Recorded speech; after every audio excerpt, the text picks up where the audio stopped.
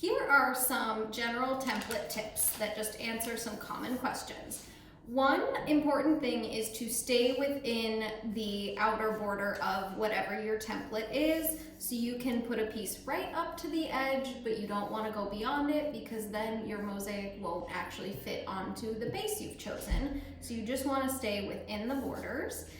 The other question is about spacing, and luckily there's no real right or wrong answer to spacing. You could put tiles right next to each other with almost no space in between. That's perfectly fine. Grout will find its way in there. Or you could leave a little bit more space and there will be a little bit more of an intentional designed grout line.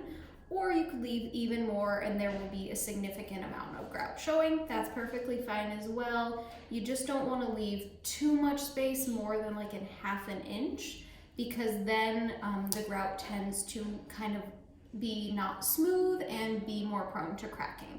So if you've got a big empty space, maybe fill it with at least a couple little pieces to strengthen the grout.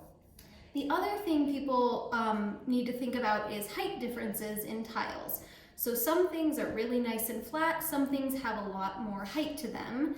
And in general, if a mosaic is just decorative, like a wall hanging, it certainly doesn't matter. Or with a lot of things, even garden stones, often it doesn't matter. But if it's something, for example, a coaster that you might want to set a wine glass on or something like that, and you don't want it to tip, you want to make sure all your pieces are about the same height so that it's nice and flat.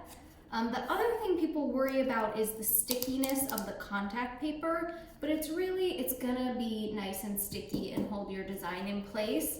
There are a couple of tiles where they have a backing that makes them less sticky on here, but don't worry, just keep working and you can store your mosaic horizontally so things don't slide around too much, and we promise it will be fine.